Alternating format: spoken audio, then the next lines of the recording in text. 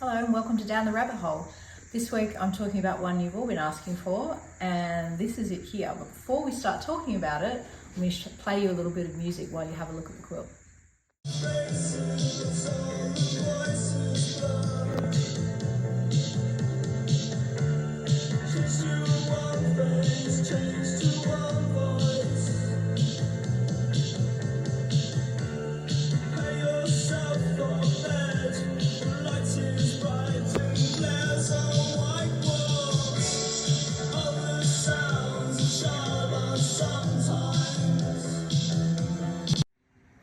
So this is the original Charlotte Sometimes quilt.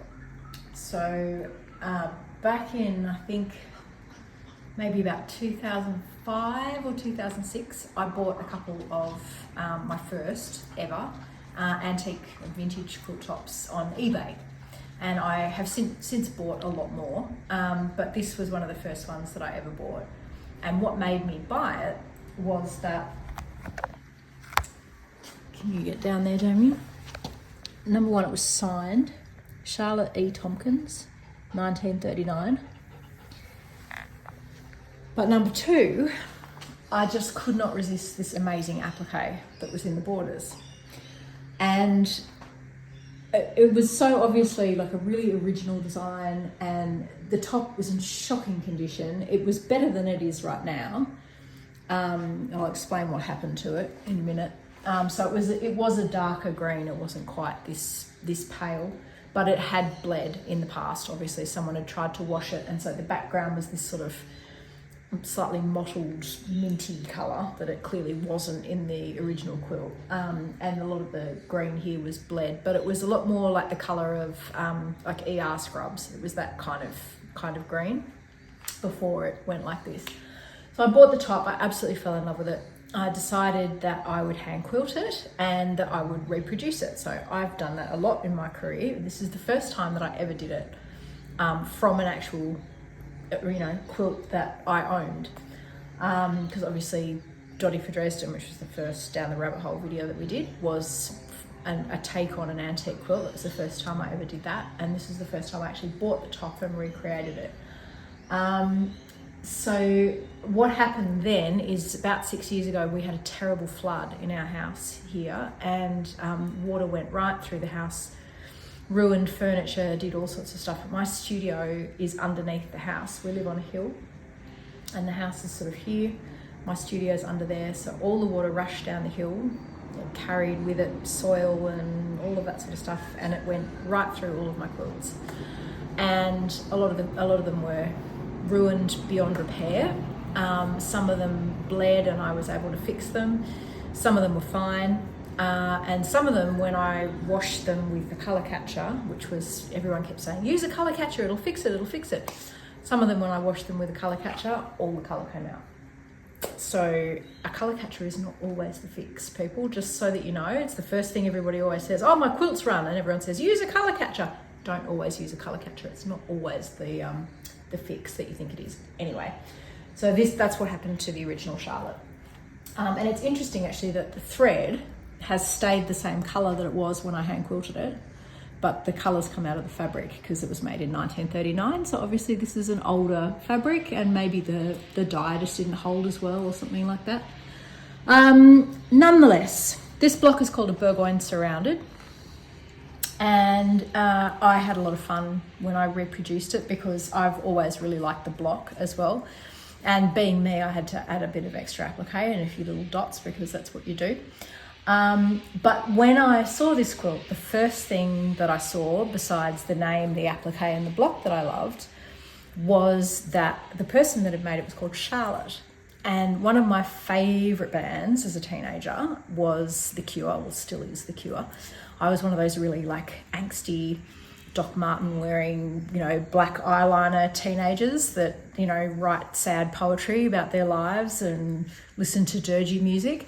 And I, to this day, love The Cure. Robert Smith is my idol. And one of my favourite songs of theirs is called Charlotte Sometimes. And that was the song that you heard at the top of this video.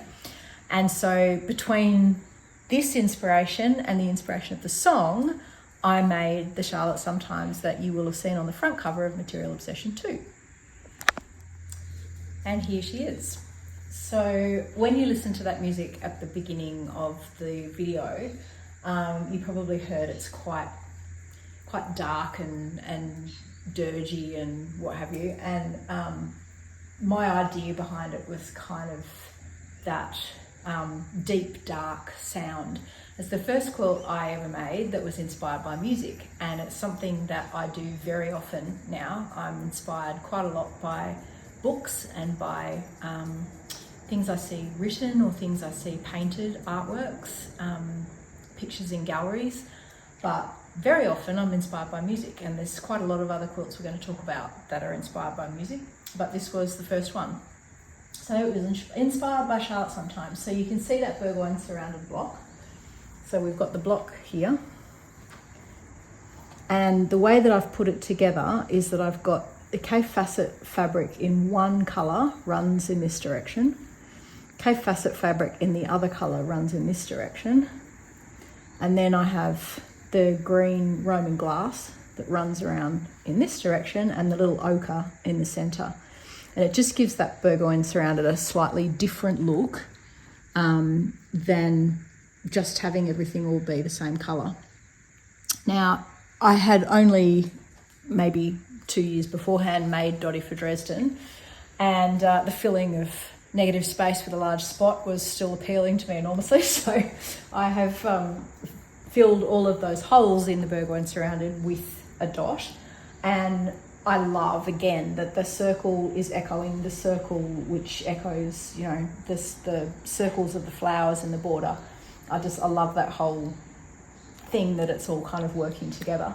I have hand quilted this. You can hardly see that because it's hand quilted in grey on that crosshatchy fabric. Kind of looks like a fly screen. I get contacted all the time by people still all these years later wanting to know what this fabric actually is. It was Alexander Henry called Heath. Alexander Henry sadly is no more. They don't exist anymore, which is just an absolute tragedy because it's such great fabric. But you know, if you're lucky enough somewhere, you might find some little patchwork shop somewhere that still has a little bit of that in stock, but that's what it is, Alexander Henry Heath. In all of these circles, they're all different K-facet fabrics. So some of them are flowers and some of them are the little graphics. My horrendous husband, who is filming right now, dubbed this quilt some time ago. Come back in this direction, I'll show you why. The Boobies and Bottoms quilt, because, which I did absolutely unintentionally, I'd just like to tell you, but he then decided that was what it was called, and then I couldn't unsee it after that. So if you're going to cut up all your K facets, just make sure you don't have any targets in there. Then we've got the applique. Now, if you're going to needle turn applique this, it is not the easiest needle turn applique in the whole world. Let's go down to this one that you can see better. Because all of these little dips here are very little and very tight. So it's going to take you a little bit of practice to get those done if you've never done needle turn applique before. They are quite tight. Obviously, if you're going to fuse and machine applique, easy, absolutely no problem whatsoever. The trees are not difficult to applique. They're quite shallow curves, so they're all absolutely fine. But those big flowers are tricky, and I have had students over the years make them and just dip in like this. Just do a flower that dips like that around, and that's fine too, and it looks perfectly nice. I really love those corner trees, how she's figured that out, how Charlotte figured that out. I just think it's really unusual and interesting thinking. This quilt was also damaged in the flood, and I'm going to show you the back of it, which has got a spot all over it. But see all this staining, and then there's a lot of all the reds have run and all that sort of stuff. Thankfully, it's so dark that doesn't show on the front, but it doesn't hang quite straight anymore either. It's had a little shrinky moment. So some of my favourite quilts in the whole world were damaged in that flood. They're still okay for me to do a trunk show and that kind of thing with, and you can kind of explain it, but it's sad to me that they can't be hung in an exhibition anymore, because they've been damaged. But Charlotte's had a good life. She's been around a long time. Here she is. I hope you'll make her. Pattern, as always, is available paper, PDF, and in Material Obsession 2, which is no longer available anywhere for sale. It's completely out of print. I've sold all my copies. You can find it on like eBay and stuff for about $300 a copy. Don't do that, it's insane. Instead, you can just buy the pattern for this from my website. It's much, much easier, unless you're one of the lucky few who has yours at home.